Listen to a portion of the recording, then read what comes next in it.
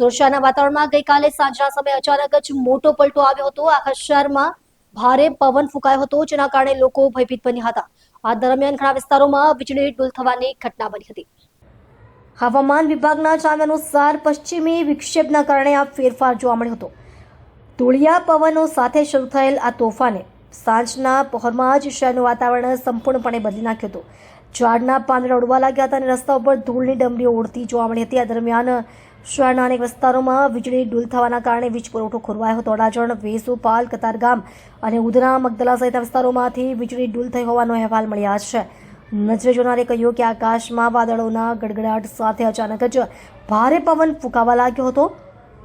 કેટલાક વિસ્તારોમાં ઝાડ પાંદડા સાથે ધૂળના પવનો ફૂંકાતા હોવાથી લોકોએ ઘરની બહાર નીકળવાનું ટાળ્યું હતું। હાઈવે પર વાહન ચાલકોને ધૂળિયા પવનના કારણે દ્રશ્યતા ઘટવાની સમસ્યાનો સામનો કરવો પડ્યો હતો। આ તોફાનમાં કેટલાક વિસ્તારોમાં ઝૂંપડપટ્ટીઓને પણ નુકસાન થયું હોવાના અહેવાલ છે।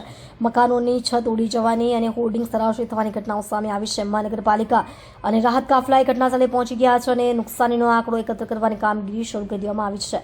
હવામાન વિભાગે આગામી કલાકોમાં પણ આવા જ વાતાવરણની શક્યતા વ્યક્ત કરી છે અને લોકોને સતર્ક રહેવાની સલાહ આપી છે। નાગરિકોને અનાવશ્યક મુસાફરી ટાળવા અને સુરક્ષિત સ્થળોએ રહેવા માટે જણાવાયું છે।